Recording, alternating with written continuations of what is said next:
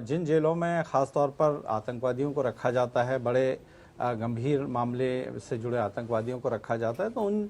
जेलों की सुरक्षा व्यवस्था जितनी चाक चौबंद होनी चाहिए, व्यवहार में देखा जाता है कि वैसा होता नहीं है। और मैं थोड़ा सा सवाल से अलग जाना चाहूंगा कि जो जेलों की हमारी जो व्यवस्था है उस पर भी बहुत बड़े स्तर पर परिवर्तन की जरूरत है, बहुत बड़े स्तर पर बदलावों की जरूरत है, क्योंकि जेलों की स्थिति बहुत खराब है। उत्तर प्रदेश की जेलों में आतंकवादियों का भागने का मामला एक अलग है। उत्तर प्रदेश की जेलों में महीने में कभी एक आध घटना कम से कम हर महीने में होती है जिसमें कोई जेल के अंदर कैदी ने फांसी लगा ली, उसकी हत्या हो गई, उसको मार दिया गया। और लखनऊ की बहुत आधुनिक बनी जेल में तो सीएमओ स्तर के अधिकारी की आत्महत्या या हत्या के बीच का मामला मायावती सरकार के वक्त में आया था। तो ये सारी व्यवस्थाएं, जेल के अंदर रिश्वत देकर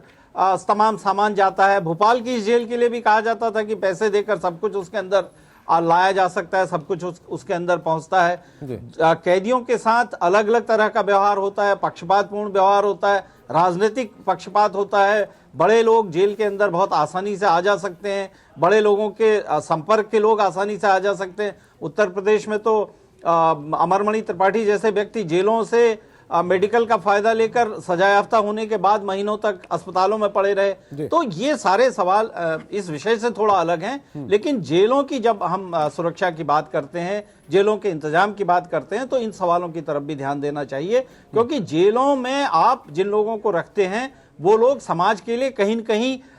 चुनौती होते हैं, कहीं न कहीं खतरा होते हैं, और उनकी वजह से समाज के लिए समस्याएं पैदा हो सकती हैं। तो आप उस जगह को कम से कम, उत्तर प्रदेश में आज स्थिति है कि बड़े बड़े अपराधी, राजनीतिक अपराधी जेल के अंदर इसलिए जाना चाहते हैं कि उनको ये लगता है कि वहां वो सरकारी खर्चे में सुरक्षित रह सकते हैं और उनके पास फोन की सुविधाएं हैं, वो सारे अपने कारनामे, फिरौती, अपहरण और योजनाएं भी बना सकते हैं, और अब जेल के अंदर वो सबसे सुरक्षित स्थिति में भी रह सकते हैं। तो इन सारे सवालों को भी भोपाल के इस सवाल के साथ जोड़कर देखा जाना चाहिए, और जेल की सुरक्षा व्यवस्था को लेकर, जेल के अंदर बड़े आतंकवादियों को रखने के लिए क्या अतिरिक्त व्यवस्थाएं होनी चाहिए, क्या अतिरिक्त सतर्कता होनी चाहिए, उसको भी ध्यान में रखा जाना चाहिए। और इस भोपाल के घटना से ये सबक हमको सारे राष्ट्र के स्तर पर कम से कम जेल व्यवस्था को लेकर सीखना चाहिए।